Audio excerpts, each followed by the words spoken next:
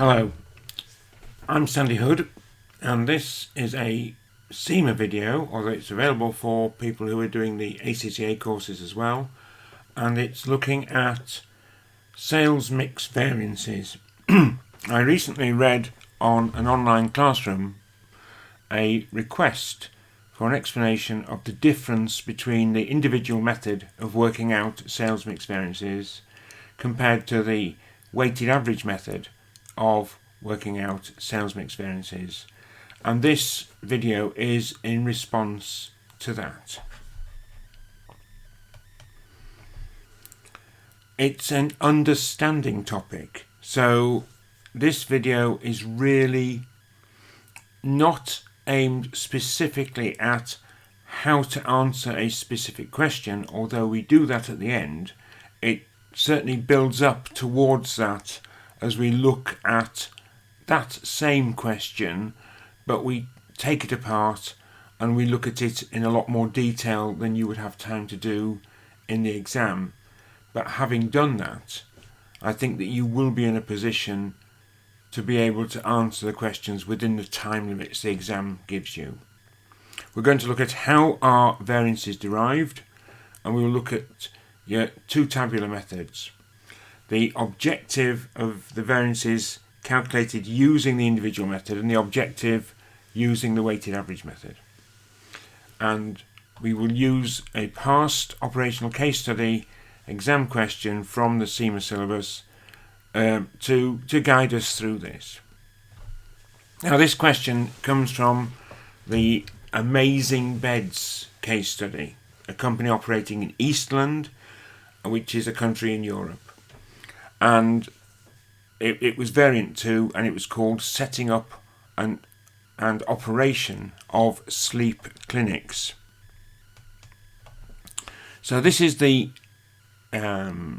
email that we receive as the finance officer from Una Volk, the finance manager. Our sleep and wellness clinics have been open for 3 months. The Northern Clinic is in an affluent area of Eastland where people have a high level of disposable income. The Southern Clinic is in a less affluent area where the level of disposable income is lower. I've been told that the clinic manager at the Southern Clinic has struggled to secure the services of a reliable hypnotherapist. The senior management team, SMT, has asked for a report about the performance of the clinics in the first 3 months. The Chief Executive Officer is particularly interested to know about the impact of changes to the mix of services sold during the period. We would usually calculate sales mix variances on an individual units basis, but I think that the weighted average basis might be better. I've calculated the variances using both methods. Please prepare a report for the SMT which explains what both sets of variances mean and the benefits of each method of calculation.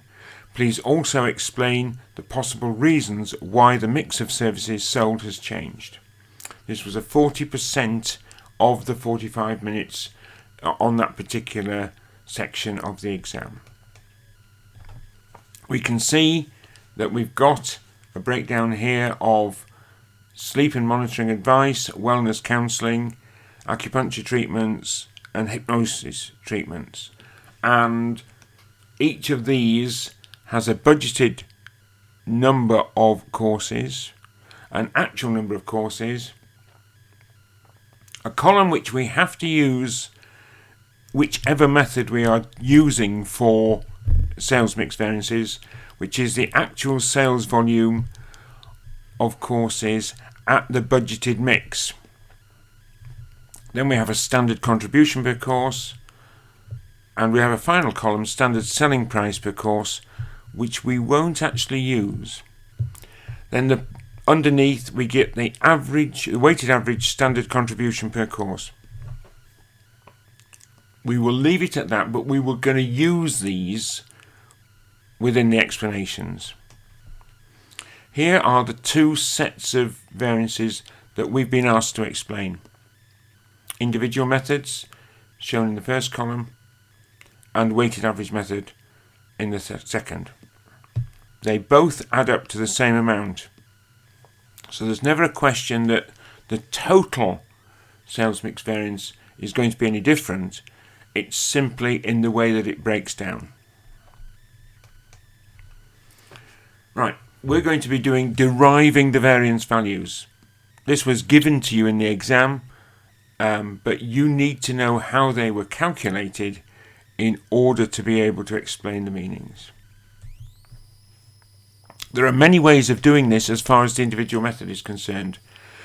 I'm using the method that's shown in Chapter 16 of Management and Cost Accounting, part of the Dummies series, and there's a little picture of the book on the slide. So we use a layout which has got budgeted sales, actual sales in the budgeted mix, and actual sales. The budgeted sales and the actual sales were given to us in the question, and they would be given to us. In a P1 exam, we might be expected to do calculations in order to derive the actual sales in the budgeted mix.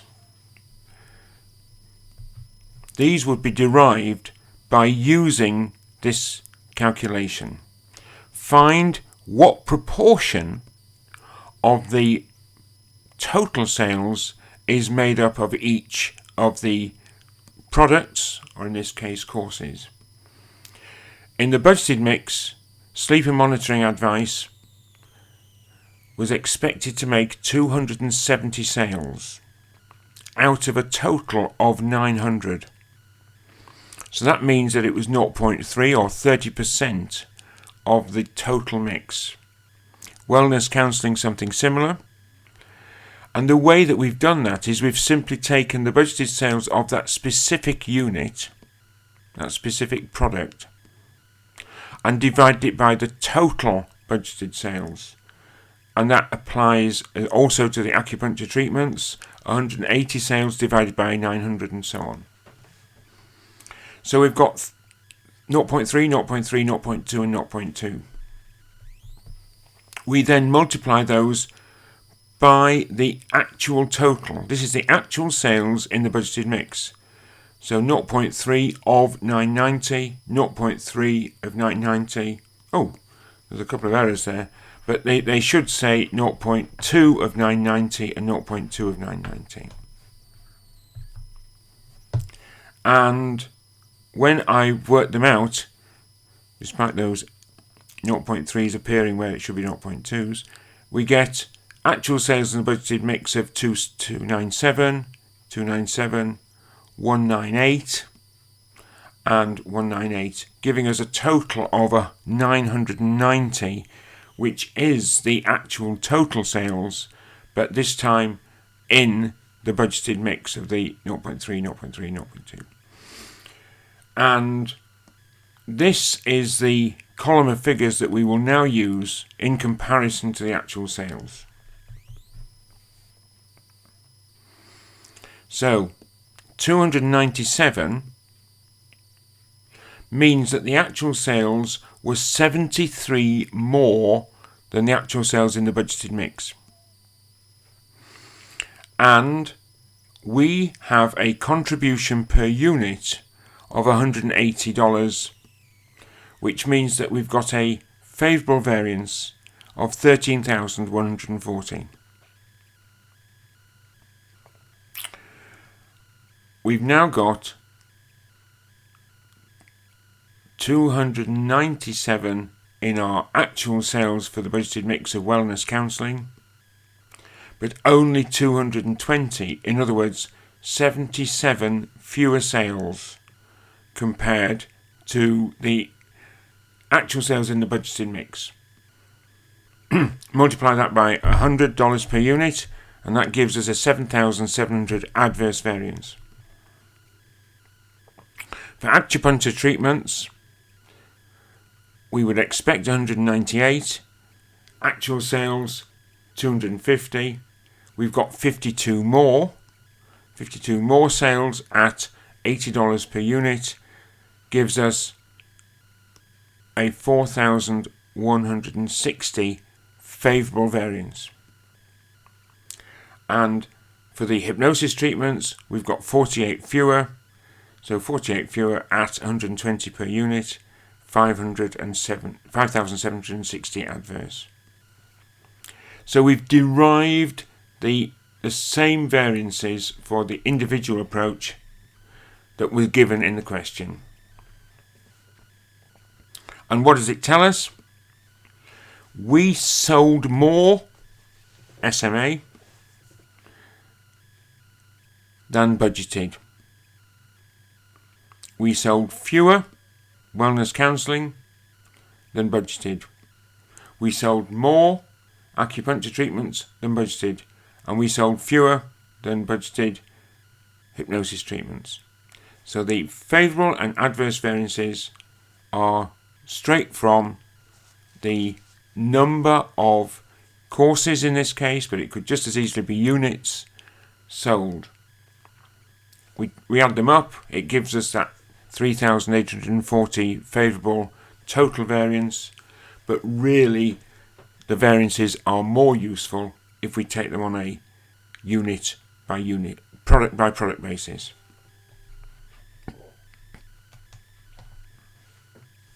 Sales mix variances calculated using the individual method show the values of the difference in units sold for each of the products in the sales mix. We compare the budgeted proportion of total actual sales with the actual proportion of actual sales, and the variances are based on the units sold. But management will usually be interested in the contribution earned. It will be the contribution that they want our guidance on rather than the mix of units. And a sales mix is rather like a basket of goods. In our basket, we've got sleep monitoring, which is 30%. We've got wellness counselling, 30%. Acupuncture treatments, 20%. And hypnosis treatments, 20%. These are what make up our budgeted sales mix. We're told in the question that the weighted average contribution per course is $124, and that applies to the basket as a whole, and it assumes that the budgeted sales mix is maintained. But we can work out how that $124 is derived. We look at the budgeted sales units, sure, 270, because we're starting from scratch again. And we look at the budgeted contribution. So on a per unit basis, 180, 180, 120. And to get the budgeted contribution per product, we simply multiply budgeted sales by the standard contribution per unit. Once we've got that, we have a total, and we have a total number of units. The total budgeted contribution divided by the total number of units gives us the weighted average contribution per unit. And that's fine so long as the sales mix remains the same. Now, if we look, we can see that sleep monitoring advice has a contribution per unit of 180 compared with the weighted average of 124.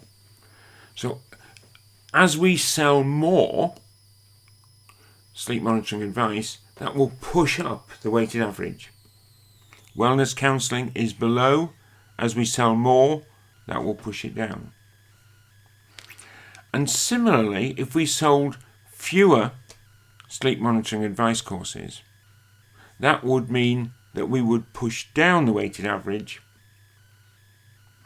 And if we sold fewer wellness counselling courses, that would push up the weighted average, simply because we're looking at something which is lower in this case than the weighted average. So we are going to be dealing with changing the mix.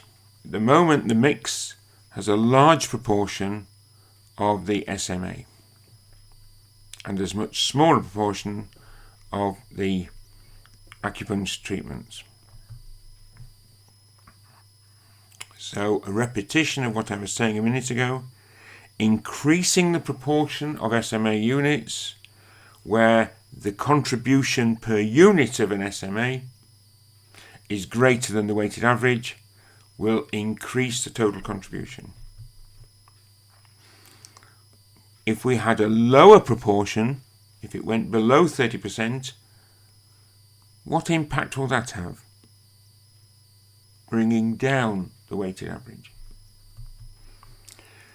If we had a higher proportion of sleep monitoring advice with a contribution of,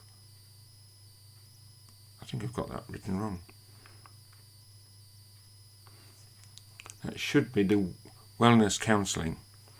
If we've got a higher proportion of wellness counselling, that would bring down, but I'll move on. The weighted average sales mix contribution variances per course are given in the task, and we can work them out.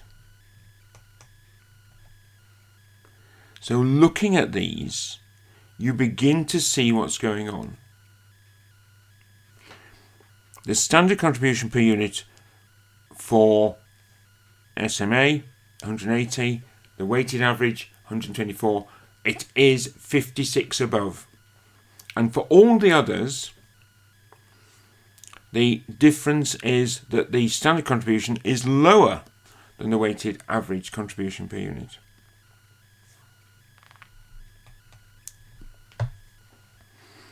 We now bring in a difference in the sales. We've got our first column, actual sales in the budgeted mix, 297, 297 and so on. And then we've got the actual sales, and we can see that there are 73 more SMEs sold, and at a contribution difference, the difference being the figure we've just worked out, contribution per SMA minus the contribution on the weighted average, of plus 56, then 73 additional sales with an additional $56 per sale means that we've got a variance of 4,088 favourable. With the wellness counselling, we sold fewer. We are 77 below, and the contribution for the wellness counselling is lower than the weighted average. So minus 77 times minus 24 actually increases our contribution, and that's 1,848 favourable. The third one, acupuncture treatments, we sold 52 more than we would have expected in the budgeted mix. But acupuncture treatments only generate a contribution of 80, which is 44 below the weighted average. So to sell more with a lower than weighted average contribution creates an adverse variance, and this is an adverse variance of 44 times 52, 2,288 adverse. The hypnosis treatment is very similar to the wellness counselling. We sold fewer.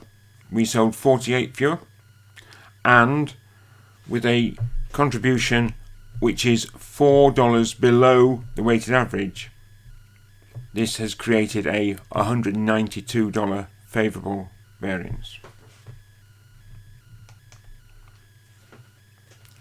So we can see that these are showing us the units sold of a product with their contributions, and that's what the mix variances tells us.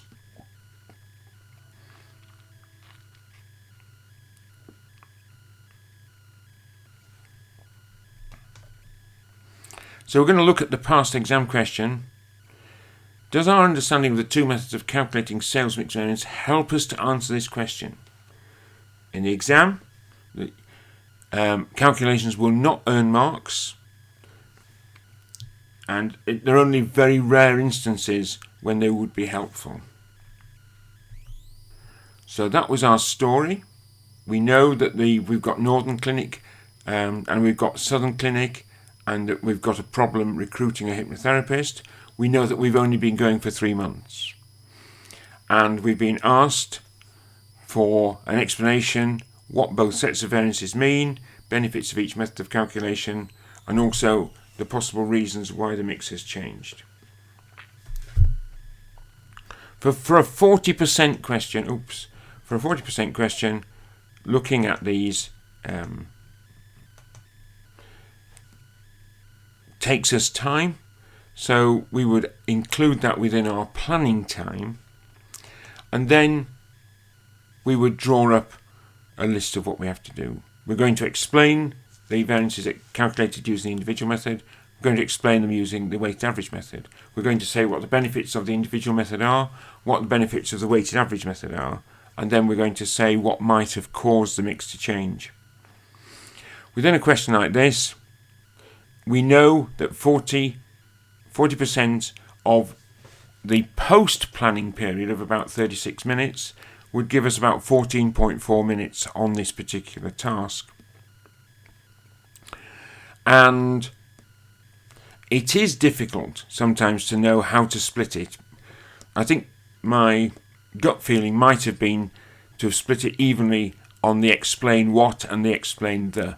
But in this particular case, the what might have caused the mix to change isn't such a big area as the other. So I have included the benefits alongside what might have caused the mix to change and split my time evenly, with the explanations getting 7.2 minutes and the 3 whats getting 7.2 minutes. Right, let's start. The individual method sales mix variances show that we sold a larger proportion of sleep monitoring advice and acupuncture treatment courses than the budgeted mix. We sold a smaller proportion than budgeted for the other courses. The weighted average method shows the impact of the change to the sales mix on the total contribution. SMA courses have a higher than average contribution per unit. We sold more than budget. This generated a favourable variance as increased total contribution. Where the courses had lower contributions per unit compared with the weighted average, AT sold more than the budgeted proportion. This reduced total contribution, giving an adverse variance. Wellness counselling sold fewer than the budgeted proportion. Fewer of a lower contribution product meant total contribution increased, and this had a favourable variance. Wellness counselling and hypnosis sold fewer than the budgeted proportion. Fewer of a low contribution product means total contributions increased, and both had favourable variances. The benefits of each method. The individual method requires fewer calculations, and it shows the changes in the units sold within the mix. The weighted average method shows the impact of a change of the mix on total contribution. This emphasises the importance of those products with a higher than average contribution per unit. Now the final part is possible reasons why the mix has changed. So we look for clues, and I will reread the paragraph. Our sleep and wellness clinics have been open for over 3 months. The Northern Clinic is in an affluent area of Eastland where people have a higher level of disposable income. The Southern Clinic is in a less affluent area where the level of disposable income is lower. I've been told that the clinic manager at the Southern Clinic has struggled to secure the services of a reliable hypnotherapist. So, first reason, the Southern Clinic is located in a less affluent area. Customers will have less money to spend, which might be why there were more sales of the lowest price course, the acupuncture treatment.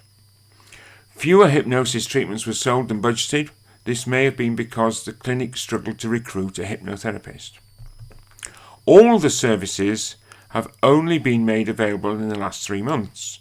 budget figures will have been difficult to produce as there was no history in these areas. This can contribute towards the variances. Right, so I think that we obviously nailed that a lot more quickly than 14.4 minutes because we were doing it on the back of what we really understood about the question. But it goes to show that you don't need vast quantities of writing. Plenty of short paragraphs will earn the level 3 marks needed. This is what happened in the real exam. The explanation of from the examiner. The explanation of what the variances meant and the benefits of each method was the worst answered element of this paper, with many candidates scoring at level 1. Candidates do not have technical understanding of the different methods of calculating sales mix variances and therefore what sales mix variances under each method mean. A clear explanation of what a favourable and an adverse variance meant under each method of calculation was required. Regarding the benefits, this was trickier, but many candidates ignored it altogether. Candidates did, however, do better when commenting on the reasons for the change in the mix. So I hope you've benefited from this video.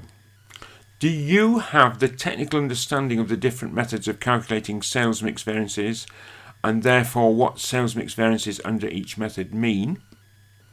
And if this is tested in your variant, do you feel you can answer it with confidence? Thank you for watching, and certainly I put a way of contacting me on this video should you want any further help with your accountancy preparation. I prepare students for CIMA exams and for ACCA exams. Thank you very much for watching.